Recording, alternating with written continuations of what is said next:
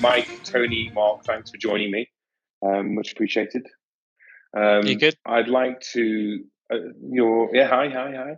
I'd like to say that I've come with lots of well-prepared questions, but I haven't. I outsourced it to Mike, who outsourced it to GPT, as was all good tech companies should do. And what I wanted from this session is just have a conversation around identity access management and one of authenticity, and as we see the landscape, not advocating any products or anything, but just something that our audience can consume to help them in their decisioning and their execution of strategy and delivery. All right.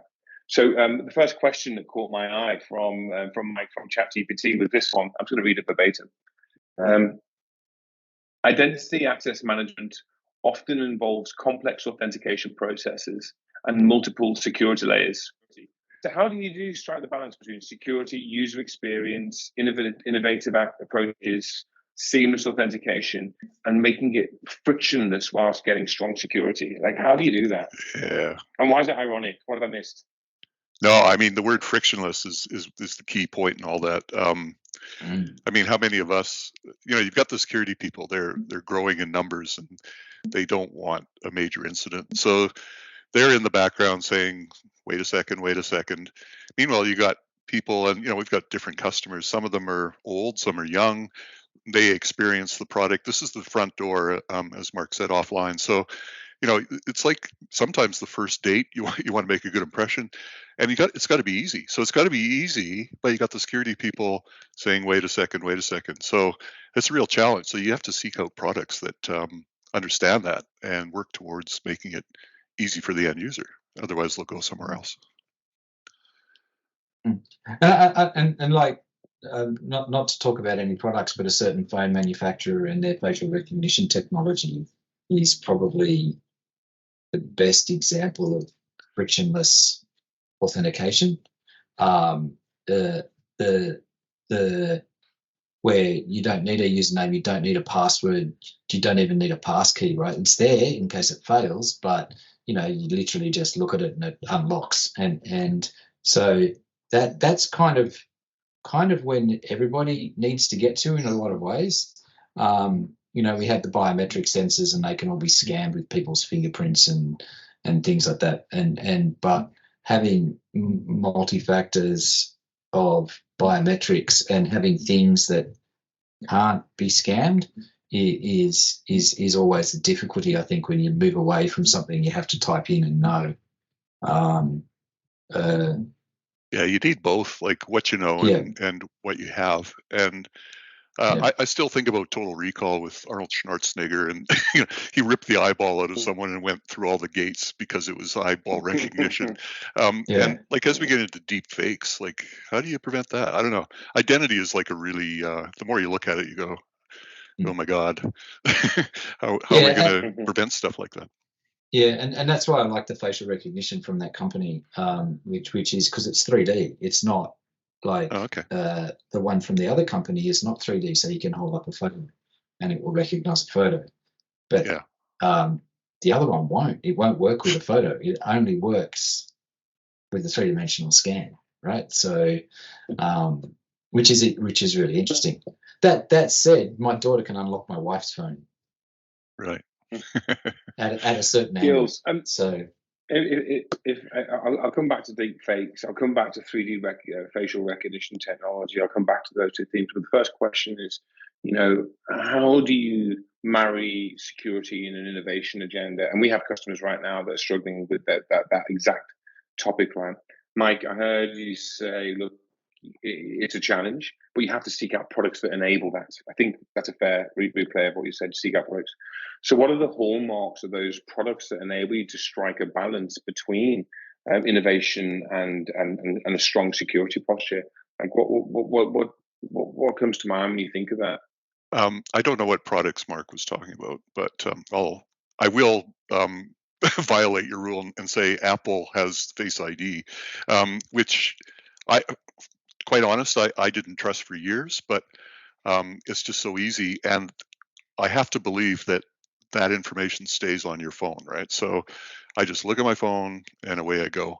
And that that is so good. So what I'm doing here is I'm trusting Apple, and by trusting Apple, I'm relying on the world to tell me that it's trustable. So that's one of the aspects of open source. People don't know about open source, but you got the whole world looking at it. So that's a different topic. But so yeah, you need some trust in the technology that's providing that sort of identity recognition. And the world of Web 2, where we apply for a mortgage or something, the bank has it, becomes a honeypot. I mean, I don't know. Whereas this thing, it's on your phone, and if you believe it's on your phone, away you go. So there's some trade-off of if you're gonna have centralized security, then it's got to be really, really good, and you got the entire corporation working on it. So it may be a honeypot, but it's behind defense in depth, where it's like a moat and a castle, and you've got multiple security controls at different layers to make it work, provided it's easy to use. So that's the two trade-offs that we're talking about. And just on that, sorry. I was going to say that's actually an interesting point, because Apple's a private company, and they're asking their user base to trust them that they've put all the right controls in place. They're not letting governments access their data. They're not letting anybody access their data. And as Mike said, they're telling you that the only place your facial recognition exists is on your device. You have to set it up on each and every device. It's not something that gets carried across the cloud, and you can use on other devices. So interesting that is that, because ultimately they are a private company, and if they decide to stop, then everybody's phones are locked. Or that's why you have, as Mike said as well, the defense in depth. You've got your face. If that doesn't work, you've got your password. If that doesn't work, you've got your reset codes for your account that you can get into. Yeah, I was actually. Sorry, I was going to say that's true on the client side, but I was actually thinking more on the server side. So if we're going to believe banks and corporations, they better have their act together, from what you just said, like defense in depth, because it's almost essential that you know everything that's going on. That's what identity access management, the management aspect of it, is. And the best way to do that is with a really secure identity store. Now, if you got one, then there's the target right there. I actually I keep coming back and back again to go back to the question of the importance of balancing security with user experience, and that maintaining strong security. And Tim Berners-Lee came up, is working on an idea for Web3, which is what he calls having a pod, and New South Wales government's actually implementing something similar, which is you get given a repository to put all your passport, your driver's license, all your identification details, but you own it. It's yours. Doesn't belong to a company, and a company requests access to it. So there's only ever one copy of it, which is what you own. And if anybody wants your identity, you give them an API to connect to that says, yes, this person has a validated passport and it lives in here, but they never actually give the details. And so I think we actually need to move to something like that, where it's API driven, and so people don't only need one credential, which is me. It's like my face, which no comments about my face, thank you. It's so you have a central point. At the moment, the problem that people have, and I think why security teams work so hard to secure identities and everything like that, is that they're all keeping a copy of your identity. Yep. Everybody's got a copy, and then they become liable for that copy of your identity, right? And so the reason that security teams try so hard to put all these controls in place and oftentimes make it a really horrible user experience and a really high friction experience is because they're trying to collect this data, keep it, protect it, make sure that it's valid, make sure that they've checked every place that they can to do it. And then they're holding onto this information, which they then become liable for. And to be really honest, in the future, it's like if I was a company, I'd be going like, where can I just go and check somewhere that this is valid? It's like getting a credit check, right? You go to the credit check company and go, can I see this person's credit details? are they all good? And they go, yes, they've got this rating. And they go, yes, that's within our boundary, off we go, right? And I think identities need to get to that place as well, where the identities are owned in one place and people just literally check in and go, does this person have a valid driver's license? They said it's in Queensland. Is that true? Yes. Does this person have a valid passport? They said it's Australian. Yes, that's true. They have a valid passport and it's been verified by the passport office. Birth certificate, is their birth certificate details up to date and are they correct? Yes. Well, they should be because they were born, so they should be up to date. So like those documents together should then identify somebody, but there's no reason that if you have a central place that's authenticated those documents with the source, then all you need to do is actually have a valid check to say, do these things exist? You don't even need to read them. But now you're getting into trust again. So I actually agree with you like 120% because I believe in that sort of technology. But now you're kind of talking about a notary public. So who signs off that these things are okay? And do you trust them? If it's a government, let's say it's a third world government, do you trust them? Maybe not. So it's actually a very difficult problem. What you're suggesting, what Sir Tim Berners-Lee is doing, I know the project you're talking about, and it actually is everyone has their own. And the question is, where do they put it? So you can actually have what he calls a pod, and that may not be on the cloud. It might be in your house. So on your phone, or on your phone, exactly. Like, is this you? Pretty much now. Like, that's your wallet, everything. So don't lose your phone. Is the I think just come back to this, and maybe it's if I'm your average person trying to understand this, I'm still going, okay, I've heard what you've said. I've heard about the future. I've heard about Web3 and wallets and access to information. I do have a point I'll get back to on it. But what I'm asking again is how I strike a balance between innovation and security. So the third time in, and what I'm hearing, which is where I'm a little bit confused, maybe, is that there's an option by using a device like an iPhone and using, Mikey used the word open source technology, or a company where the data is held on a device for it. And then Mark, I heard you talk about the challenges of centralized devices and security teams trying to manage the security of those. But in that, I haven't really arrived at an epiphany of an answer, other than, Mike, you made me think it was your middle point in those two block ends, and that was, you can do it as long as you've got all suitable, I think you said moats and securities and protocols around it. So am I hearing that you just have to set up an environment that is, as it is right now, deeply protected, but with strong guidelines on which innovation teams can build and release as long as it meets those guidelines? Is that what I'm hearing needs to happen? But that's the problem. Many organizations don't do that. Is that the answer? That's kind of the state of the art as far as I can tell. So there's NIST, who, like, the defense in depth is the term that is used. And we're at this point where we have to do all these things because you have to. But where Mark was alluding to is kind of, I reckon, the future where, you are in self-sovereignty. You are in control of your data.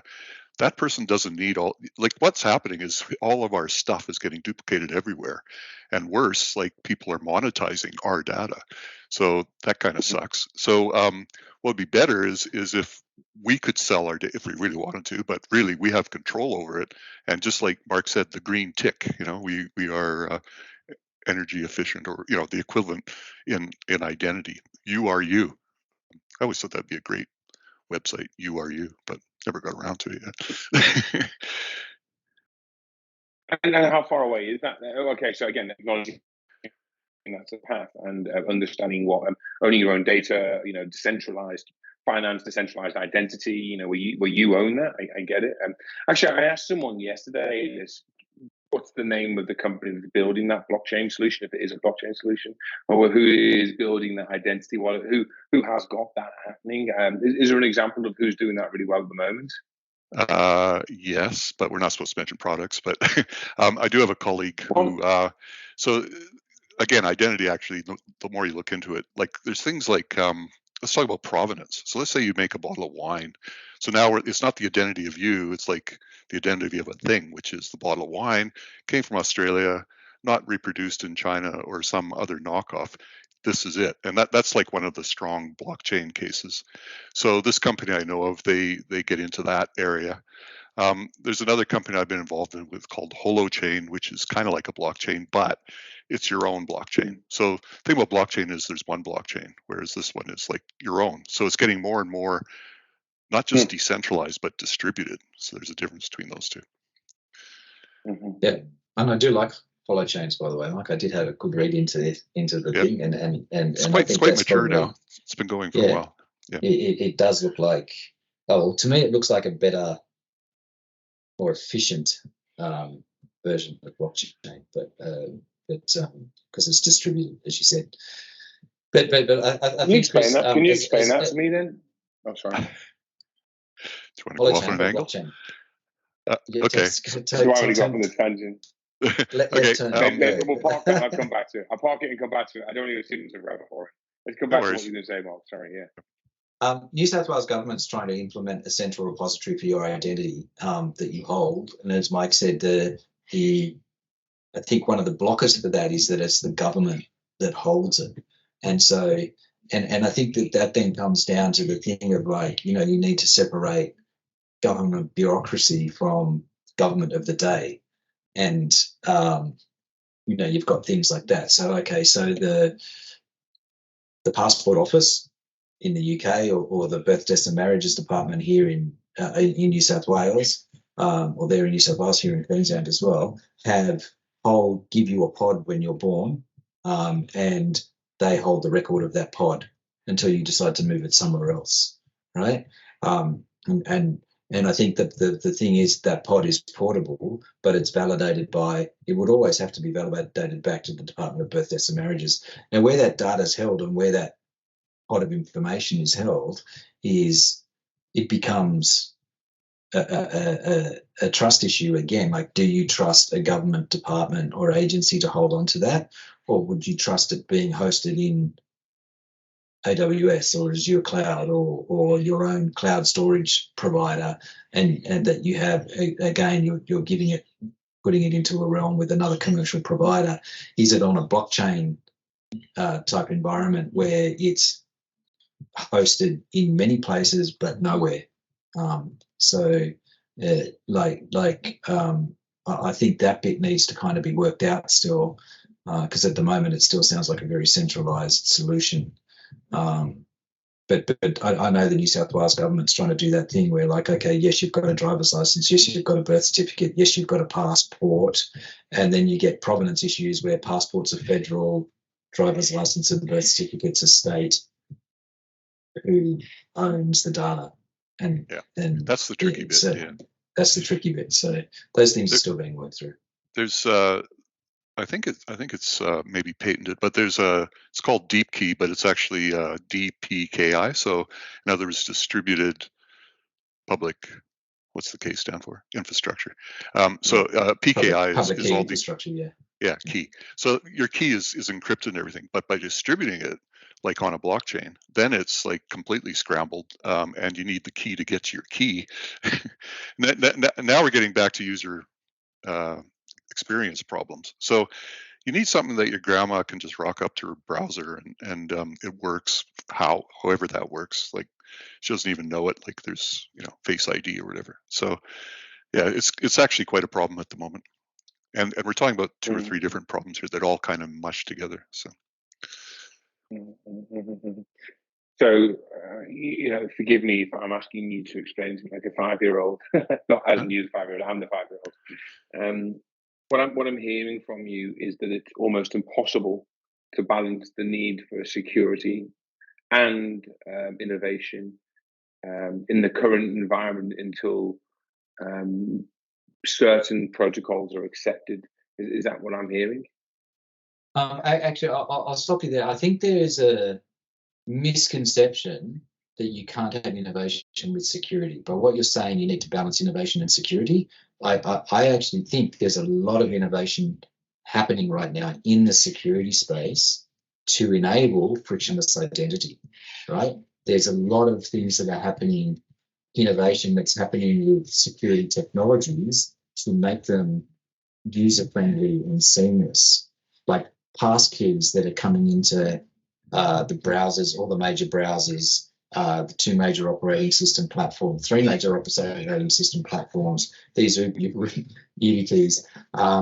So you can, there's lots of innovation happening around the place that is trying to remove the need for a username and password. So if I have a device that's got a pass key on it, I can use this device to authenticate me because it's already authenticated all of my information, and it just needs to say, here's the private key that matches that public key and you're in, right? Pass keys are basically the old public-private key, PKI stuff that's just been automated and distributed into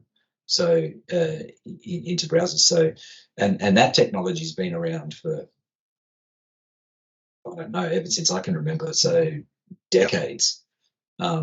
It's just never been easy to use. Now they're just making it easy to use. So just to expand on that in browsers, like so a lot of people use Chrome, which is from Google. Edge is now based on Chromium, which is the open source equivalent under Chrome.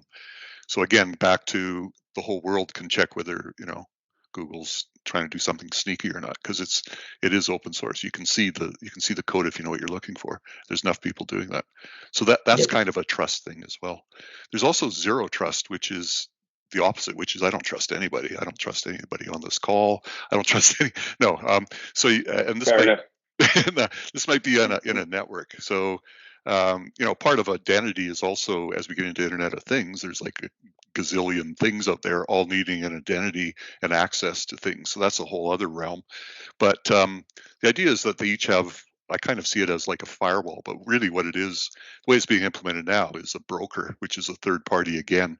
So I like things simple, but that's kind of making it a little more complicated. Now you've got someone else the whole point of it is they don't have direct access to whatever it is that's the keys to the castle. So you have to go through something, and that's being implemented now. Yeah. So there's different ways it's all emerging. It's all getting better. And what's the main thing is awareness, because we're seeing it. We saw it last year with Medibank and Optus and stuff. So there's a couple brand names that they got hit. And I think the user experience right now, like if I look at my kids who are in their 20s, and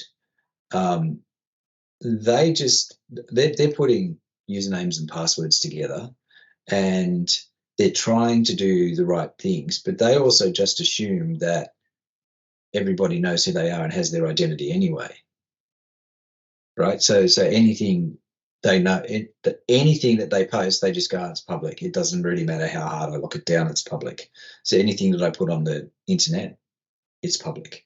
And to an extent as well, they kind of see that stuff that's on their computer, people will get to as well. So there's this, in the younger age groups, I think there's a lackadaisical approach to security. I think us older folk have much more concerns, whether that be through age, experience, knowledge about what's happening. We understand the breaches and where that data goes. Like, for instance, all the breaches that have happened in Australia, you mentioned the Medibank, Optus, Latitude, just to do the three big ones. It's like somebody gets their hands on those data sets, aggregates them, cleans them up. You've probably got enough information across all of them to go move to Europe and set up a bank account and open it, buy a house, do whatever you want, and the person back in Australia wouldn't know.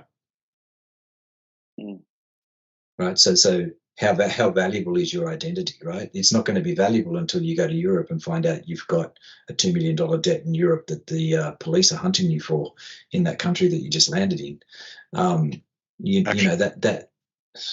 was going to say, actually, have a watch of Black Mirror season 6, episode 1. That is amazing. I don't know if you've seen it, but basically all your devices construct who you are and makes a TV show out of it in real time. So awesome. That's frightening. I'll check it out. Yeah. I'm just gonna come back to the question, right, and then I'm gonna replay it.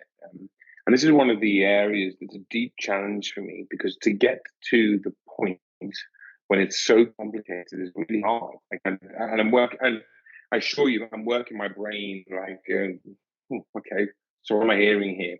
So the question is, again, how do you have I'll simplify, as a frictionless experience as possible and an innovation agenda whilst being secure? Frictionless and innovation whilst being secure. And the themes that I heard back from you were, number one was look for products, identity products or products that enable you to do that. So they already exist on the market. If you can't use one of those, then have enterprise security is robust and thorough, and innovation has to happen within the framework set out by those enterprise teams, because they might want to hold the data or whatever.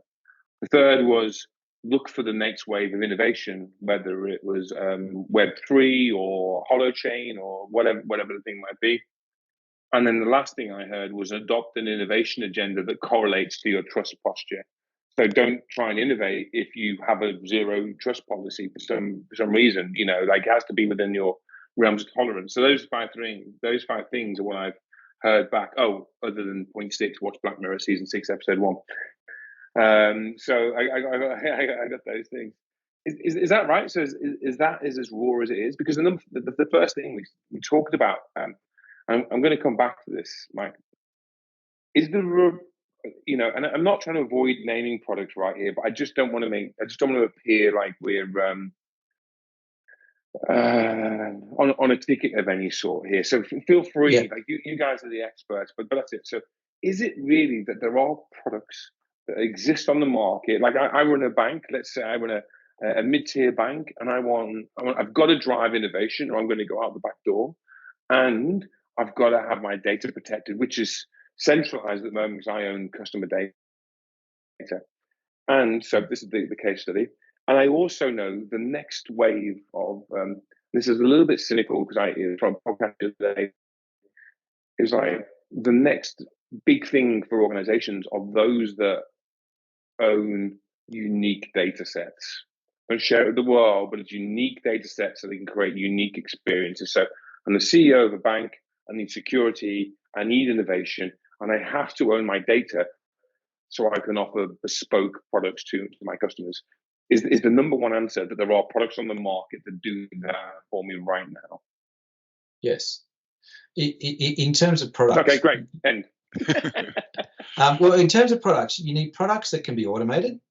You need products that can be easily integrated with other products. Okay, so any identity product that is standing alone, I think in this day and age is doomed to fail.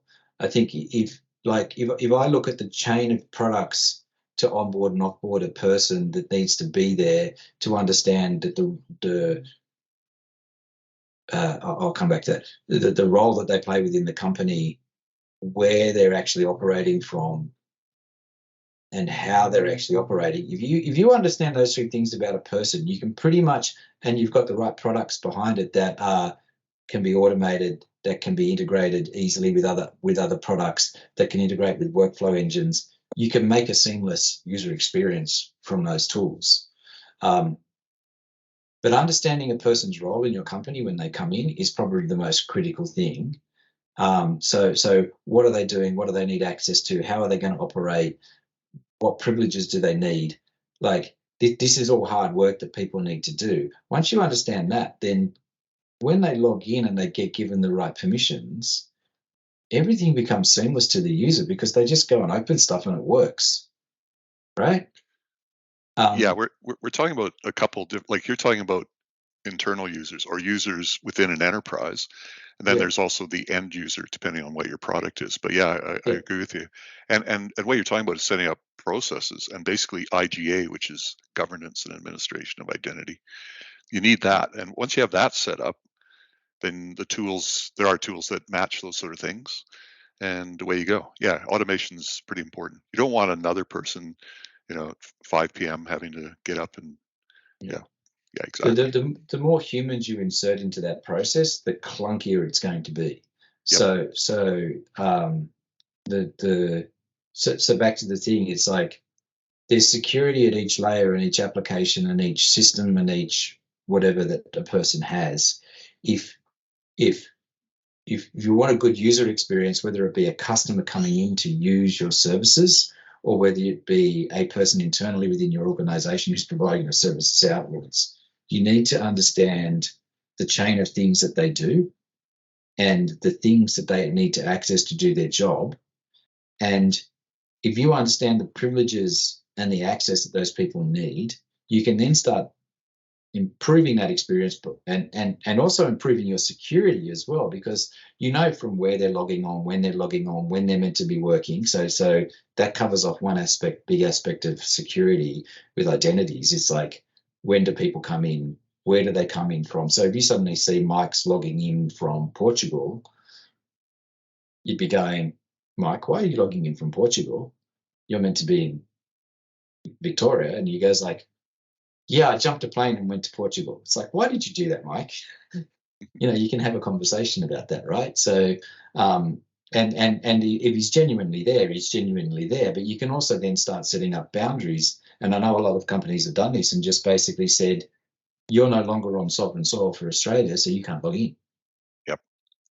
Yeah, it's just stopped.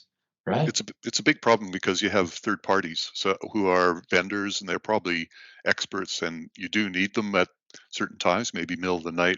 So you have to have processes around that and tools that handle that. And then you have, let's say you've outsourced something like your support desk, and it's elsewhere. What's to prevent them from, holding up an RSA key? I've heard about this, where it's actually publicized so that it lets a whole bunch of people use it because they're just lazy. So they don't have the same ethos that you have to instill. So a lot of that security has to come from the top, and you can turn it around and it's important. Management says it's important. We got to do it. So and VPNs can say I'm in Portugal, Mark. So yeah. I'm just going to replay what I heard there, and I'm hearing that the best thing that people could do is choose an identity product, right? Just to start. And in that identity product, that's how we got to this. You're looking for something that's automated and it's easily integrated, and it has the ability to do. I think you use a term, Mike. I think you said governance and identity of users. Did you say that? IGA, yeah. Identity governance and administration. What Mark said, yeah. I didn't quite put it the right order, but yeah. Yeah, okay. And then the IGA needs they can allocate roles and permissions to internal customers, but it can delight external customers with frictionless experiences. So there's three things: automated, easily integrated, and it's got IGA. They're the three things that people should be looking for in an identity product, right? Yeah, well, IGA is more the governance and the admin. So it's like a philosophy, and then you find products that have that. I mean, in just about any industry, and especially in security, there's compliance, which is good. So now there's a benchmark that you try to hit, and that's at many layers. Like there's SIS benchmarks, which are actually hardening of the actual tools, all the way up to what's called ISO 27001, which is you have a management system that shows an external auditor that you've got all these things in place. So those are really good starting points. It's funny because I was talking to a vendor of one of these products the other day, and I think it's a good product, right? As I understand, and we were talking about of challenges of the customers understanding IGA specifically, and identity governance as the number one thing they're asking about. Like, how do you do it, and what is it, and so it's interesting that you guys have raised it, because not knowing that's a conversation I had elsewhere. Automation, integration, and IGA is a thing that people are struggling to articulate as embedded in the software. And I also see other companies saying, "Oh, we do IGA as a specialty," but that's not integrated with a software thing, a specific software. And again, I'm avoiding names here. So I think it just feels like an interesting space. And even in this experience, I feel like I'm lucky that you guys we all were together, but I feel like there's just so much. It's hard to have it articulated succinctly back to me, which is partly why I wanted to do this, to share it with our community, right? So Tony, you look like you're furrowing your brow there, like you've got an answer for me.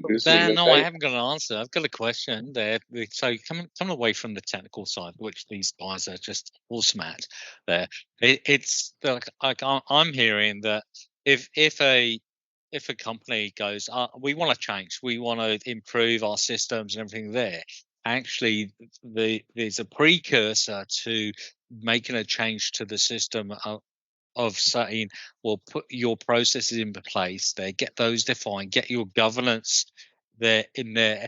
And so basically you have to do a lot of pre-work before even identifying which platforms you should be going for. Yeah, fair point. But also, change management, like a lot of things, because you're going to change something, it's got to get better. So it becomes a sales pitch internally to get people to get on board. And the best way to do that is if management, signs up, commits to the fact that, yeah, we need more security. And I've seen it. And it's not just, you can look at quality, which is kind of boring in terms of manufacturing and stuff. It's the same thing. ISO 9001 management system, management signs up. Same thing's happening now in security, where the problem with security is it doesn't make money, but you can sure as heck lose money if things go bad. So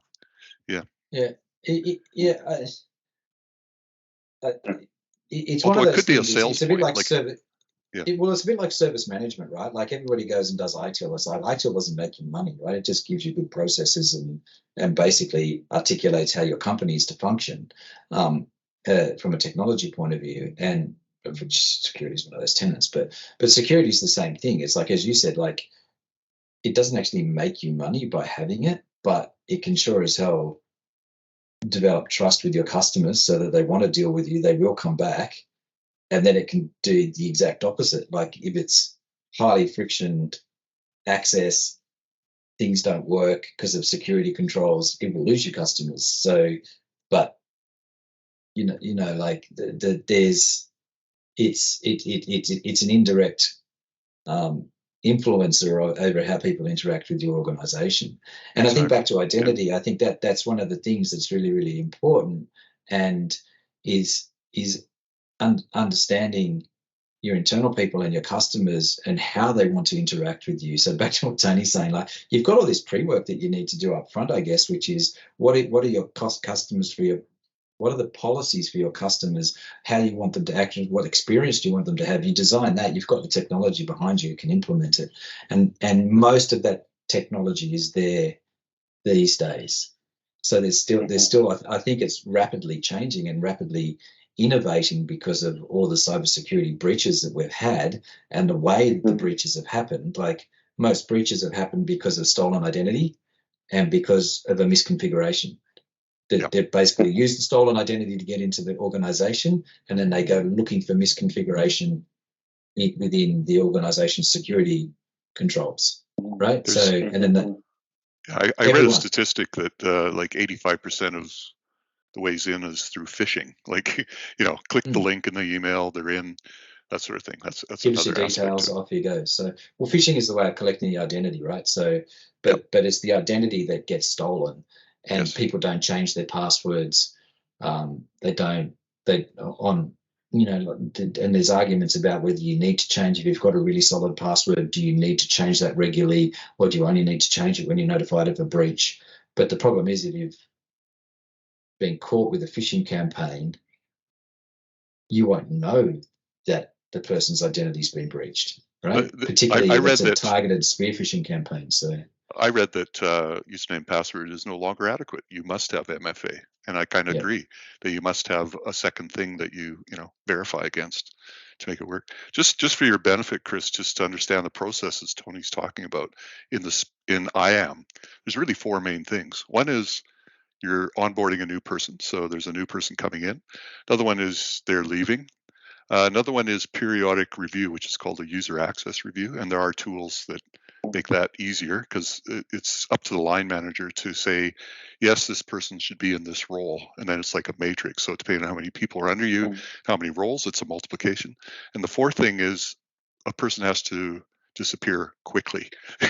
So there's something seriously wrong with this person, get rid of them, get them off the systems immediately. So those are the four things, the four processes in IAM. Would you agree, Tony, or have I missed some? No, I would agree completely. Yeah. You know, Okay. they definitely need to be there in place and thought up well before you put in the actual systems in place. Can I take back a question, because I don't know the answer? When you say security doesn't make you money, which is fair enough there, but is there the potential for there to be a security scoreboard? So, like, out of 100, their companies get ranked as to their security profile and structure, and therefore they are deemed more secure than other ones, and therefore couldn't get like customers. Is there a way of that being done? Yeah, for sure. I mean, it was kind of a half-baked thought, and you guys ran with it. But it does cost, like at a superficial level, it is a cost center, not a profit center. But as Mark was pointing out, there's a reputation, and as the industries grow to appreciate the fact that you're secure, like I know a company that this ISO 27001, they like the first meeting they said it wasn't even a security conversation. They just said it because they were proud of the fact that they've set this up. And I think in the next couple of years, that's going to become a real positive. To answer your question, we should probably find out. I bet you there is some sort of ranking. I'm sure there is. It's the internet, but again, it's the do people appreciate it? Let's ask ChatGPT just a second. No. Who's the highest rated secure company? One of the other things as well. We are. There you go. One of the other things as well is, just speaking of 27001, there's a plethora of things that you can do to get certifications, if you like, on security. There's frameworks you can follow, and you can mark yourself against the framework that you've covered off all the aspects of the framework and things like that. But frameworks being frameworks, they're inherently not a ranking mechanism because everybody will implement them differently. But one of the things to be really careful of, and I know the other guys on the call have seen this, is people doing things to meet compliance rather than fixing the actual problem. Yeah. And so I would always be cautious about how somebody has met that tick box. And I'll just go Twitter blue tick, but how someone has met that compliance becomes really, really important. And I think that's where a lot of companies have got themselves caught up in problems, in that they've identified a risk, they've closed it off with a manual workaround or a process or something, but they hadn't actually fixed the underlying problem that the risk was raised around. And then because they've closed the risk, they don't want to open it again when somebody finds the problem's not fixed, because they go, well, we fixed that problem ages ago. And so there's this tug of war about what's happened. And with identity, as I said, like with all the problems that have happened with identity and all the breaches that have happened around identities, and we're now, I think, facing a world where because it comes back to trust again, can we trust the identity of this person that's logging in? Because was it an identity that was breached? So how do you now check for, was that a compromised identity? Is it a compromised data that person is using? So therefore that identifies them as a hack. And, Australia has, mercifully in this case, 25 million people, as opposed to the United States that's got 370 something million people that you'd have to check against. Like, how do you check the identities of those people quickly so that their experience of creating an account and logging in is actually seamless? And then you've also got the other problem with identity, which is anybody can log into Google and create an identity with any name they want. I think they're tightening those up a bit, like Facebook. I don't know if anyone ever goes there anymore, but you need this kind of, I've created something, okay, we're going to send this to your phone. So at least there's that. Now the problem is phones can be like, there's a SIM problem where you can fake a SIM, but at least You can buy a $2 SIM. yeah. So I think I still, in my mind, at the moment, multi-factor is the best thing we have from an end user point of view. And then at the other end, we can talk about decentralized and centralized. But if you've got this store of identities, 370 million Americans, then you better damn well have it sorted out.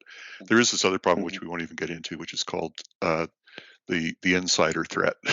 So you've got, especially when you're dealing with sovereign, someone's in trouble, so the Russians come and pay them off, and all that sort of stuff, which is another aspect of it.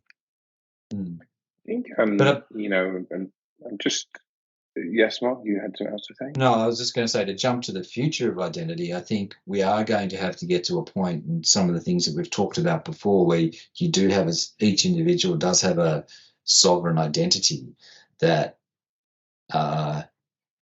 they are responsible for, and that can't be faked. So you can't have people creating fake accounts with your name. Like, you can't have people creating, and it's going to be hard. Like, how many John Smiths are there in the world, right? Like, how do you identify one John Smith from another John Smith? DNA. So yeah, DNA. So there's going to have to be ways that, because all these identities are out there in the marketplace now, and we've had, we know about the ones in Australia, we've heard about the ones in the States, in Europe, in the UK and stuff. These identities that have been stolen, they're out there in the market. They're being used by people to create scams, buy things, sell things, pretend to be other people.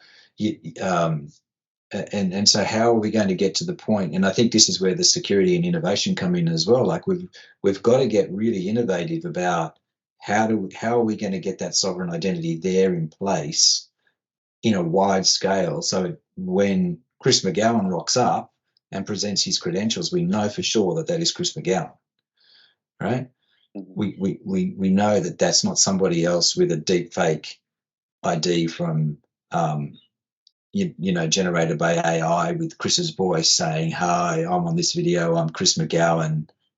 This is my details. This is, Speaking of Facebook, yesterday they announced they've got a product that's too dangerous to release, and they'll take 2 seconds of your voice and they can reproduce everything, and which is like a real threat now. So I think that's terrifying, by the way, isn't it? Watch Black Mirror. Yeah, I will. You'll be more terrified. I can only watch one episode of Black Mirror at a time. It's probably the only TV show that I do one. I cannot binge watch it. I agree. It's too much. I'm just gonna wrap up and replay some of the things that I've heard, and then you tell me if I'm off. And also commercially make a hypothesis. Actually, no, I'm not going to call that hypothesis, because there's too many smart people here, and they'll just go, "That's not a hypothesis." So rather than call that, I'm going to posture an idea and then replay what replay what I've heard. And Tony, it's really interesting to hear your replay of this, and I think that shows to me the advantages of team synthesis and joined up thinking of different intellects, which is an area of study that I'm into right now. It's another thing, but and Tony, it's really interesting that 45 minutes in I get cut through, and it goes a bit like this. I would argue that security isn't a cost center. I would argue it's an opportunity center, and I think it's an opportunity center if done right. I heard that if you wanted to be an opportunity center, it has to be sponsored from the top. I heard that from you, Mike.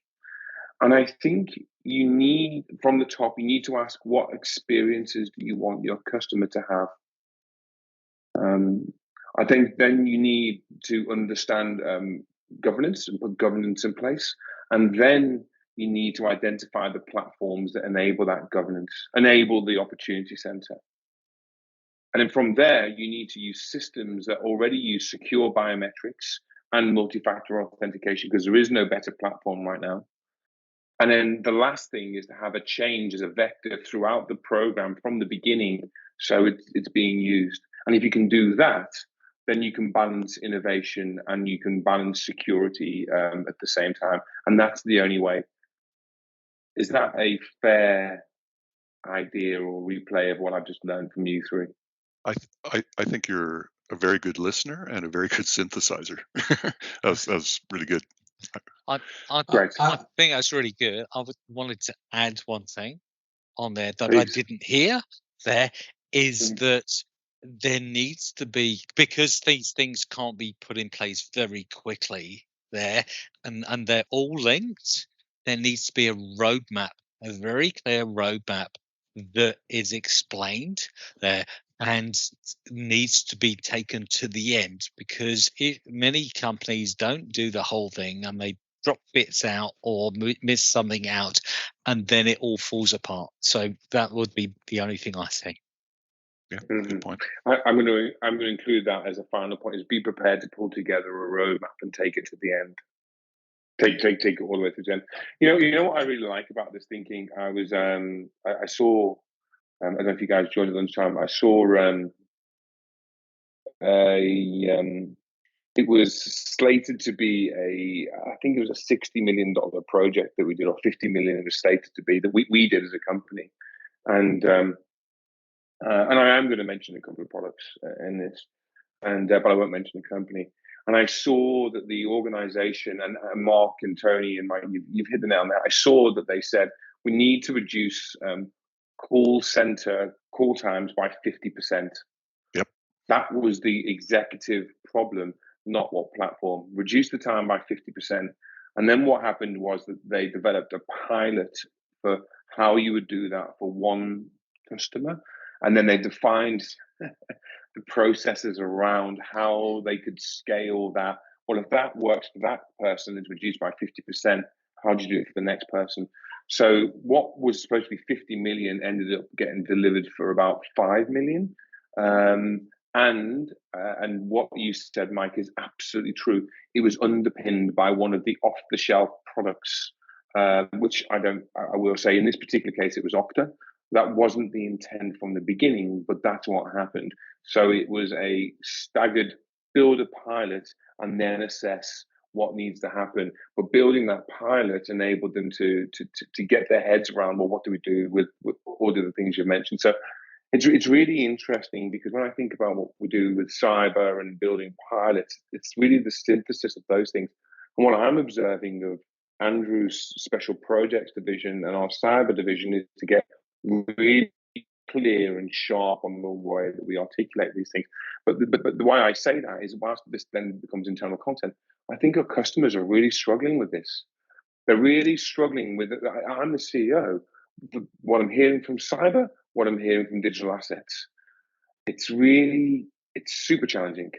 It's relatively new, and these are all new concepts and lingo, and what's the glossary, Mark? You've been waiting. That is kind of the point I was going to make. Is that one of the things that's really hard about identity at the moment is that there are so many systems and technology platforms that have been built without security in the forefront of how we identify users and use users. So one of the things that's been I've known about security for a long time is that retrospectively trying to apply security to something that's already been built is going to take you 10 times longer, cost you 10 times more, and it will do everybody's head in trying to work out how to implement it without interrupting customers, without interrupting process, without interrupting the business. And that's what everybody's scared of. And so a lot of people are looking at their systems and going, we need to secure this stuff, but we don't have the hooks and the controls in place to be able to do it. And so we need to re-platform, rebuild, re-architect, go to the next version. And so it's kicking off all these discussions, and they all cost money. So I would say some things. If you are a new startup and you're starting from the beginning, I think you can be absolutely innovative around security. You can be innovative about how you bring users into your organization and do things, and you can make it frictionless. And it's easy. Do it up front, get it right, and consider it from the word go. Build it in, and then you'll have an easy time going forward. Where I think a lot of companies are struggling is they're looking at their, let's go today, so previous to today, their legacy environment, what's already there, and going, how do I retrofit all these new security requirements to that legacy environment and make it compatible with the things I want to do in the future? And so they're going, be innovative, do new things, and they're going, we're going to implement this, but then we can't retrofit it back into other systems. And so, and particularly in bigger companies, the bigger the company, the more systems, the more things they need to control, the more complex it is to move backwards into the things that are already there, and to do that. So I think part of the problem with explaining security to people is you're trying to explain it to them in the context of what they already have and how to fix what they already have, and that creates complex and challenging conversations. Surely the same principles apply though, because not all we're a scale up. We've been through startup. Security protocols only became really. I mean, you'd think you'd bake them at the beginning, but they really became important more recently, right? As we've grown. But that wasn't the foundation of us when we were a startup. So, but I think if you're a product or a tech, or you've got sorry, I just want to draw those distinctions. But if I think about a mature organization, if I wanted to create if I wanted to create an innovation today, I've got legacy systems, I've got Dynamics in the background and all sorts of Zero and all these other things. But if I wanted to do it from today, from first principles we just talked about, firstly, I need to sponsor it, is what I'm hearing. And then I'm going, well, what benefit do I want to do my customer? And what I've also heard is if my core system, Zero, Dynamics, whatever the hell else we've got, and just can't do it, then I have to consider building outside of that ecosystem and building the pilot building a pilot that gives my customer the experience. Mike, I saw you process that, and I feel like I'm off the mark there. What are you thinking there? There's a couple. So first of all, about half an hour ago, I mentioned the term defense in depth, which is the moat. There's also another term, which is security by design, which is like, putting it in straight away and building it up. We're getting into sort of architectural things. So you mentioned Zero, like platforms that work together through Zapier or whatever. But, at a core level, it's like microservices. Now, that in itself, it depends how old your corporation or your company is, but that may not be a big thing. There's still monoliths out there. There's probably still COBOL out there somewhere in banks. But if you can do microservices, now you're dealing with little things that you can talk, and then you get into zero trust, where what talks to what, and they verify each other, and so it becomes an architectural problem, which, again, you're going back. You've got this running system. You're trying to run a business and make a profit. Tony, you're all frustrated. It sounds like there's going to be a future of the secure. We went through a decade plus of IT transformations. Yes. It sounds like there's going to be a security transformation there. And all these very large companies are going to need to transfer over to a completely new security architecture, and they're going to be hit with a big dollar number whilst they build one up, migrate over to the new one, and then close the old one down. And spot on. But there's a Pareto principle, 80-20. So go for I'm going to use all the cliches, low hanging fruit and all that. I mean, there's, again, MFA, I'm going to stop saying that, but there's ways to plug the massive holes in your dike, and then, then you refine it and try not be a target in the meantime. So. Yeah. Guys, but also know if you're a target. That's important. Sorry, Chris. No, not at all. No, I was just thinking of your time, and you've been very generous. Is there anything else that on that one topic of the 10 topics we've had? We've spent all of that time on one, but I think we may have touched on the other 9. Is there anything else that I should have asked on this particular topic, or Do you feel like that's a good place to end? I feel like I've learned a lot. So we is there can anything go on else for that I hours. should have asked you? Yeah. We can go on for hours, but I really like Mike's segue there. Really is the fact of know your vulnerabilities, know your Yes. posture there, and understand it. And know if you're under attack. I feel like that's an entire other podcast or recording that we'll do next. So to know your vulnerabilities and know if you're a target is what you said there, Tony. Between Mike and myself, yes. Yeah. I'm going to make that the subject matter for the next time we get together and do. How do you know if your vulnerabilities, and how do you know if you're a target? I feel like we spent a lot of time on this particular podcast around innovation and security balance, and I really think there's some nice immediate actions that people can take out of it. So Mark, Mike, Tony, thank you as always for your time.